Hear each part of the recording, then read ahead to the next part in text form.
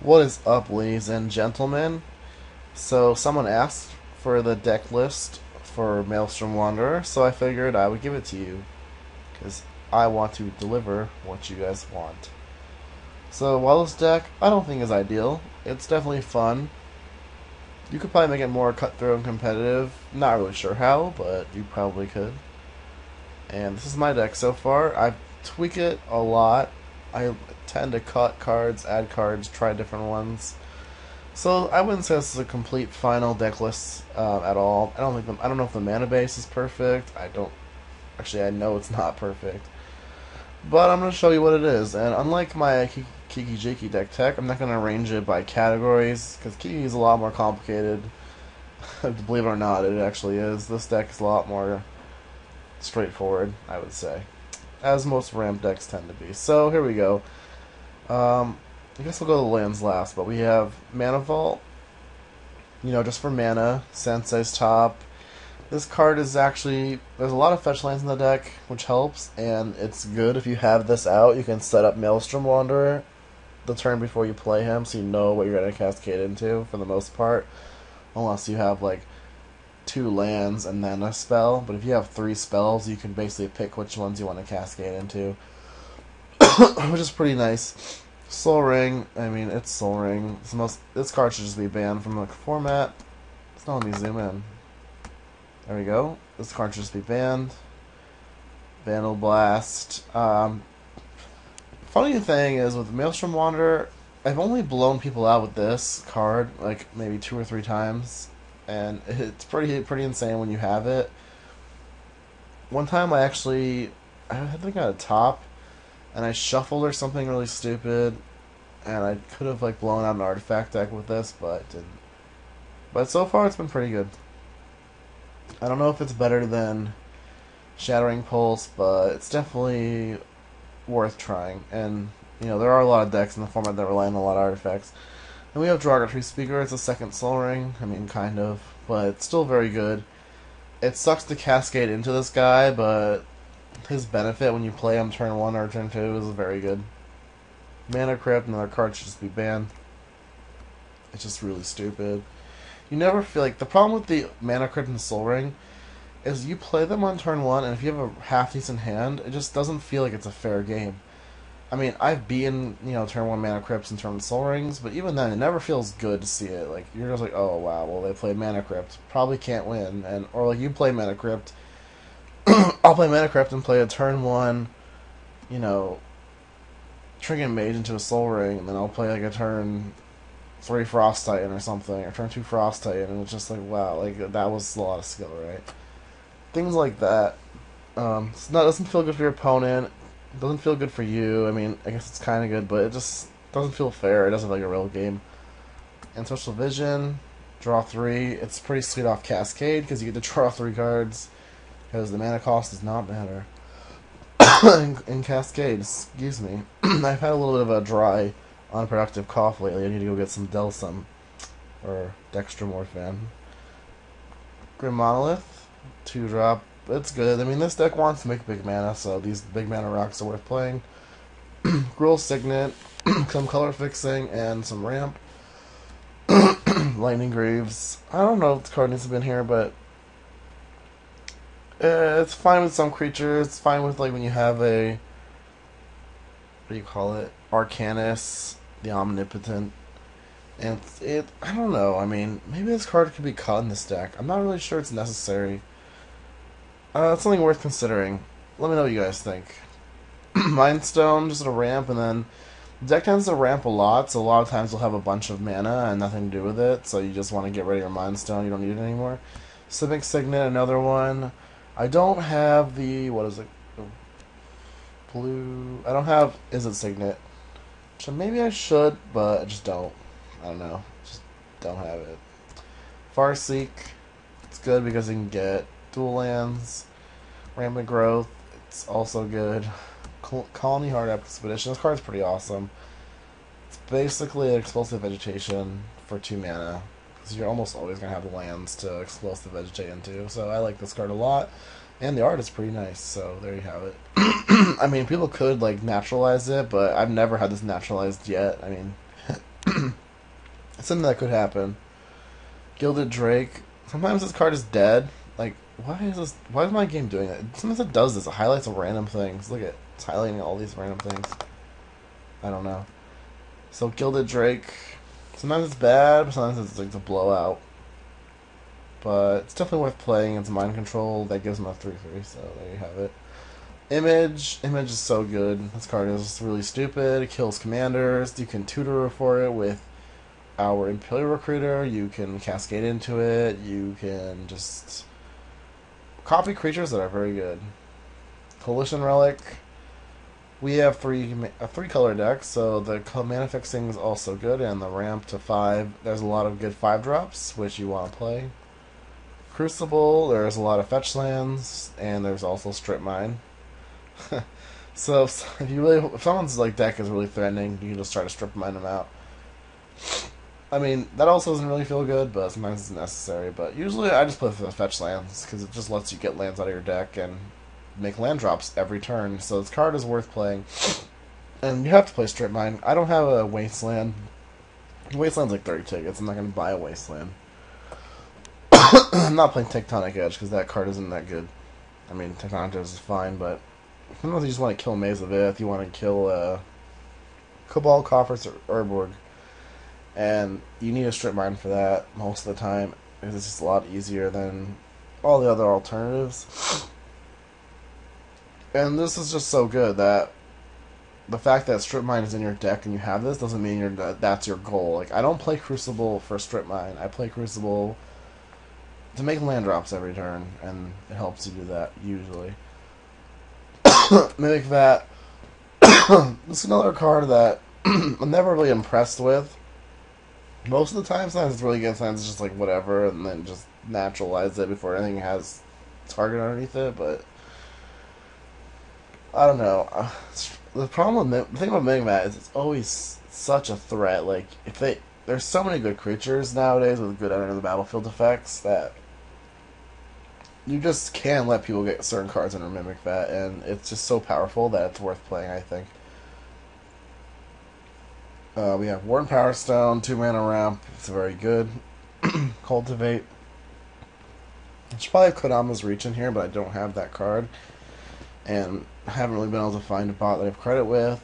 So if anyone wants to donate me a Kodama's Reach, feel free and I'll probably play it. But I just don't have one. This card is also really good. It's Rampant Growth, but you get an extra land. And Ristic Study. I just got a Ristic Study finally. And the card is pretty nice. I mean, it always feels like when I play this card, my opponent plays around it, like, and it doesn't make a difference. But if you've ever seen Ristic Study across the other side of the board, it does make a difference. This card is so annoying because you have to basically tax yourself, because you just really can't afford to give people extra cards just like that for free. Field Recruiter has a lot of targets. I mean, I don't have a lot of targets for removal. Like, this deck doesn't have a lot of removal. I could put like Fire Imp in here. I could put Siege Gang Commanders, things like that are going to make my deck a little bit, like, you know, tutorable for removal. I don't even have Duplicate. I had Duplicate, but took it out, but that's an option. I mean, I think this deck isn't, I didn't say it was perfect, so. And then Trigger Mage, the 3rd Soul Ring, 2nd Mana Crypt, etc. And a 4-drop slot. Got Metamorph. Metamorph's just another clone. You know, it's better than clone. I don't play clone. Being able to pay 3 for this is a big deal. I had Mizra's Workshop in here, but I don't have it anymore, so you could actually play this guy off of Mizra's Workshop if you wanted to, but I don't. And he is tutorable with Imperial Recruiter. We have Solemn. Solemn's very good in this deck. Ramps you, gets you a card, blocks, attacks their planeswalkers, whatever. Thorian Dynamo. Basically, if you play Thorian Dynamo on turn 4, you can almost always play your General next turn because it ramps you from 4 mana, goes all the way up to 8 if you play a land and you have the right colors. So that's very powerful. Explosive Vegetation. I got the Old Border because Old Border looks cooler, and this card has sweet art. John Avon did a good job here. John Avon has sweet art, but this card is sweet. It never feels good when your opponent plays that card. Rite of application. This card has lots of so many blowouts. It's such a good card. I have no idea what's going on in the picture. It feels like there's like synchronized swimming going on. If I had to actually pick something that was happening, I feel like it's synchronized swimming, but I'm probably completely wrong. I don't care. I just want to believe that's what it is. Cryptic Command is the only counterspell in the deck, so now when you guys play against me, you're not going to have to play around counterspells like you might have been, but the only reason this card is played because it's nice to have a counterspell. It has other uses like tapping down other creatures.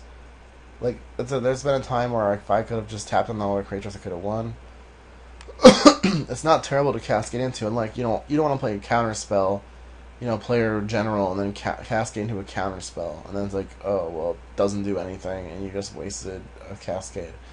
At least here you can bounce and draw a card, so you basically draw a card and bounce this creature or permanent to their hand. So it's definitely versatile, and that's what makes it very good. Chandra.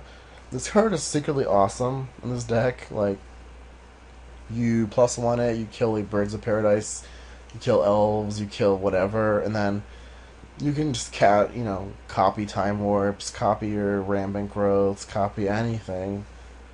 Briberies. It's just so awesome. Like, I drafted this card, I actually pulled this from a draft, and I never got to play it, because whenever I had it out, I drew it or I could play it, there was like 3 3s and 4 4s. And that's nothing a weakness of the card, but I've never actually -6 turn. No, maybe I did once or twice. But that was just to win the game, not because it was necessary. But yeah, this card is just sweet. I'm glad I get to play her because she's a fun card and never really saw much play. Jay's team. He's Jace, he draws cards, he brainstorms. He pisses people off, people will just quit to this card. If you play him on turn 2 or 3, people will just generally quit. So keep that in mind if you ever want to spend the tickets to get him. People don't like playing him for a good reason. Archaeomancer. You can loop. You can just get more time walks, get more anything. I mean, this card could be cut, but just so powerful to be able to get like 2 turns in a row that it's worth playing. Bloodbraid Elf. I kind of just played it because it's fun. This deck is about randomness and cascading, and what's better than cascading to another cascade spell, so we're going to do that. Plus, this card pisses people off. It's because it's had such a bad history in Standard and Modern that I just want to piss them off a little bit more, and this is a way to do it. I mean, the 3 damage from her power isn't really relevant when you have 40 life, but, it does put pressure on people, and it has haste, so if they play a Planeswalker, you can definitely attack into it. And it has good targets, meaning Mimic, Vatric, Mage, Recruiter, Mystic Study, Cultivate, Power Stone, Crucible. I mean, none of these are really dead draws unless they don't have artifacts, and you draw into Vandal Blast, or they have no creatures, and you have... Oh, that's not even dead. But yeah, it's definitely worth playing. And you can always Bloodbraid Elf into an Ancestral Vision, which would be pretty sweet. Flametongue Kavu, one of the removals from the deck. Is he gonna pop up? The only time he's ever really done terrible is when you cascade into him and they have no creatures. So you just like hit your own guy that doesn't die and you just attack with a 4-power creature, which isn't terrible. Glenelendra, Archmage is this card I got not too long ago. And it's very good. It's another one that counters the deck. You can cascade into it, you can play it on turn 4 or turn 5. And you can stop people from doing really broken things like Genesis Waves for 13. Things you just don't want to see happen. And she looks like she's a praying mantis with that like thing going on in the back. I have no idea why it's like a fairy insect to me, but this card is really good, obviously. And it's good to copy. I once was playing against a Riku deck. I stole his Riku and I made like 3 or 4 copies of Glenelendra Archmage. So he couldn't play any of his broken sorceries, which is pretty sweet. Oracle Moldiah, this card is awesome. I mean, you can just play extra lands, play the top card of your deck. This card gets very good with a Future Sight, of course, because you can just play your lands, play extra lands, and then cast your spells. Fencer, a pseudo counter spell. He's like a remand without a, draw the card, but you can remand. You can't remand on a counter of spells. You can remand a card that's been protected from counter spells, like let's say a Thron or a card cast off Cavernous Souls, or Beseiju, the tree that shelters everything. It doesn't shelter you against Venser, so obviously that card is a misnomer. You can bounce it back to their hand, and You can bounce back your own permanents. So someone briberies your Consecrated Sphinx. Hey, it's my Consecrated Sphinx. I'll take that. And he's fine to cascade into, so I like this card a lot. Hopefully I haven't been talking for too long. 15 minutes, oh my god. Gilded Lotus, just ramp. It's like Thran Dynamo, a little bit worse, but it gives you colored mana. Bribery, you've seen what this card does. You get any of your creatures. Obviously this card is better the better your opponent's deck is. Like you've seen it where it just like you're playing against a fungus deck and they're playing a bunch of fungus which don't do anything in your deck, so it's a little bit worse, but then you're probably gonna win anyway. I've definitely bribed against like it's funny, I was playing what was it? That red black I think I was playing a Kranko deck, honestly, and he had an Ulamog in his Kranko deck, and I just bribed his Ulamog, and I was like, why is Ulamog in your Kranko deck? His deck was like all terrible goblins and it had like Ulamog. And I don't understand why it did. I mean, it never feels good to play this card. This card is played against you, but I feel like this card is definitely necessary because it keeps the Eldrazi in check. Like, I have never seen a green deck complain more when you play Bribery and you just trash on all their things and they just get mad. But it's like, if you don't want Terracodon to hit your things, like, don't play Terracodon because don't play Eldrazi because that's a lot of people. Like I know I never put Eldrazi, like the big ones, in my Kiki deck because Bribery exists and it's so free to play. Like especially against mono green, mono blue, you can't stop it. Capture of Jingzhu. I mean, people hate extra turn cards, but they're so good with Maelstrom Wanderer. You can cascade into them, you can copy them, you can get them with Archaeomancer. So I play these two. I mean, I could play like more of them, but these are cool enough and. You know, that's enough to say about that. Extra turns, extra better. Future Sight, you've seen Future Sight. It's such a great card. It feels good to play it. Getting free cards, the only time it sucks is when you just can't do anything with it, but doesn't happen too often. Treachery, not terrible to cascade into. Untapping lands, there's some bounce lands, so you can obviously make more than 5 mana with this if you try. Jace, this Jace is so good. You cast this Jace and he survives so much more often than the other Jace. You can because you +1 to draw a card, you don't have to zero it. If you +1, usually mill them for whatever reason. You can mill yourself because sometimes you can get things Archaeomancer, Snapcaster. I actually took out Snapcaster, which is kind of funny. Then you get your lands for Crucible. Depends what you've got in your hand and in your deck. But he gets to draw 20 a lot, and if you draw 20, you usually win because you usually hit a Reliquary Tower and then take over the game. Tameo, I like Tameo. I mean, she's fine. She's definitely a big threat. I've gotten her ultimate off a few times, and it's pretty hilarious. You just ultimate your Tameo, and you have Cryptic Command, and they just can never cast a spell again. Acidic Slime, one of the few ways to destroy artifacts and enchantments. This deck's kind of weak to that. I don't have a lot of effects for that, but I just want to have more fun. I don't want to be like focused on killing enchantments and artifacts, and Acidic Slime, that is. Kiki-Jiki, I love Kiki-Jiki, as you may or may well know, but he's hard to cast. The triple red is definitely tough in this deck, but you know Kiki-Jiki does, and there's a lot of fun targets. Like, you can lock people out with this and Archaeomancer and Time Warp. I've done that before. I only did that once. It felt kind of dirty, but at the same time, it felt kind of awesome, because it's like, Kiki-Jiki in my other red deck never could do that, and he did in this deck. So, Mindclaw Shaman, you can upkeep people with Kiki-Jiki if you have that opportunity and steal their spells as they draw them, if in an instance. So, yeah, there you have it. Mindclaw Shaman's fine. Not as good as Kiki-Jiki, but it is still pretty decent. Wall Drifter, draw 2 cards. There's ways to abuse it, and it's good. And it's good to cascade into. And then the 6 drops start to hit. Warstorm Surge is just amazing. You drop Maelstrom Wanderer. I mean, if you cascade into this, you're going to hit them for 7 at least, or kill a creature. Because this hits the table first, and then you cascade at least once.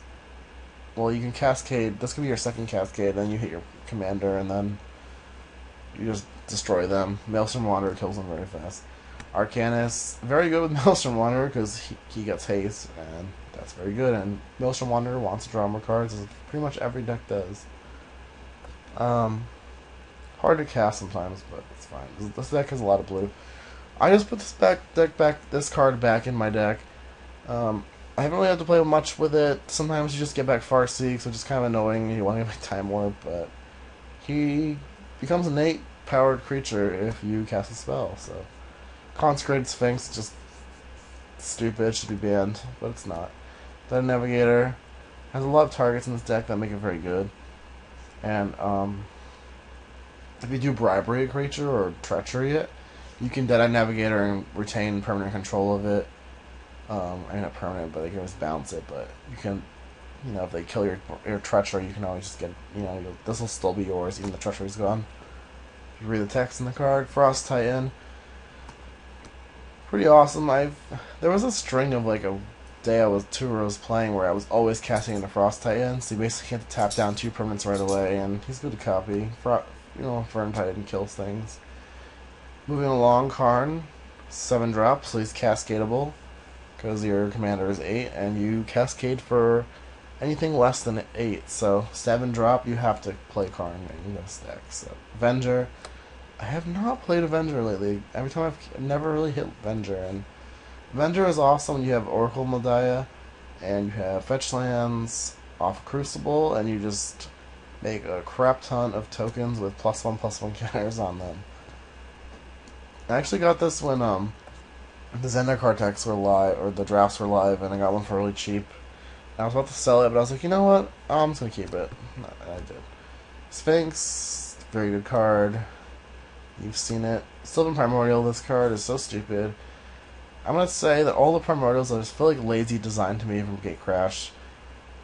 They're basically just like common effects that the colors had, and then slapped on a creature that has a common attribute of that color. So we have Sylvan Primordial. Actually, we're going to do this right now. We're going to Primordial Hate, because I think these cards are terrible. Should not be in the game. This is my rant for the day. I'm complaining. You guys say I complain a lot. I don't think I do. I think I speak my mind. I don't think it's complaining. My deck does no craft. But no, I'm just honest with you, so I mean, I'm not going to be fake. They just like lazy design these Primordials. Like, this is like destroy non-creature permanent. Like, every green card that's been good does that. So there we go. I mean, and then the red one feels so lazy. I mean, that's not even funny. So we have Diluvian Primordial. It's a flyer. Blue has a lot of flyers. The picture, it makes no sense to me. It's like a cloaked thing with a mask on. And you get to copy it and instant sorcery without paying its mana cost. I mean, it's very good. And it feels lazy. So this is basically a 4/7 Vigilance. It's like the same cost and attributes as Elish Norn, but it has Swords to Plowshares on it. Literally, that's what it is. Swords to Plowshares with the Elish Norn without the other effects. And it just seems boring to me. This is just a Conquering Mana Core for all of your opponents. So they're basically these cards are designed for each opponent. So they're designed for multiplayer. It's like, please play me Commander. They just feel so boring.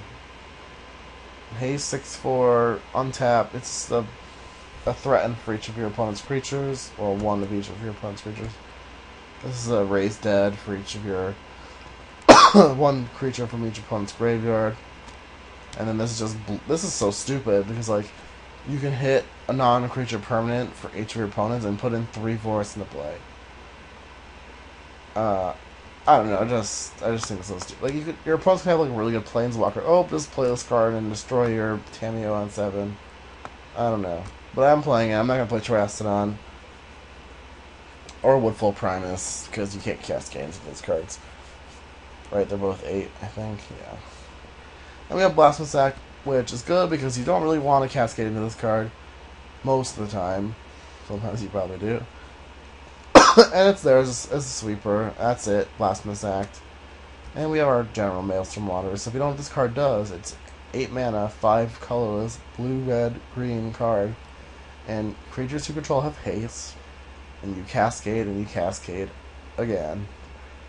So you can cascade into your first cascade could be this, draw 3 cards, right?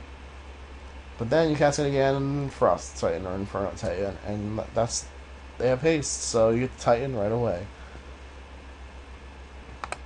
20. Oh my god, that's so long. So lands, Ancient Tomb, Command Tower, Temple, False God, good in this deck. I don't blame my other decks. Blooded Strand, Pluto Delta, Guild Gates. Don't want to play these cards, but they're kind of necessary at the moment. Rootbound Crag, Wooded Foothills, Heath, Breeding Pool. Finally got one. Land Harbor, Simic Growth Chamber, Balance Land. I don't like them, but kind of need to. Simic Guild Gate, hate the Guild Gates. Coast, donated by one only Chicken Finger. Boilerworks, Chicken Finger also donated that card. Scalding Tarn, Steam Vents, Sulphur Falls, Volcanic Island, Arid Mesa, Helmar Depths. This card is really good, especially with Set Up Cascade. Island, Forests, Basic Forest. Not many basic islands, but I have a lot of blue lands. And we really want forests on turn 1 if we can, because we have Draw Tree Speaker. We have these Rampant Growths, Farseeks, etc. Oh, this just got moved. There's only 3 basic mountains. Reliquary Tower is obviously really good. Strip Mine we have, and Terramorphic Expanse. I don't have the other, what's it called, Evolving Wilds. I tried it, but I don't know. Maybe it could be. This might be better. I mean, this might be better than a Guild Gate. I'm not sure that it is. And this does help it with the Crucible. Thawing Glaciers. The thing on Thawing Glaciers is you never really want it, draw it. So that kind of tells me that I should cut it, but this deck's 3 colors and the mana base is terrible. I don't have a Stomping Ground, I don't have a Taiga, I don't have a Tropical Island. If you want to donate one, let me know, but I don't think anyone does. But this helps me fix mana, it helps you, if you mulligan like 4 or 5, keep you in the game. Obviously it's really slow and really bad, but it's something to go with Treachery. And yeah, that's the deck. Sorry this took so long. I thought this would not take so long, but hope you forgive me. Thanks for watching. I still haven't done deck from Marike and Rand Arbor. No one really asked for those, so if you want those, let me know, and I'll see you next time.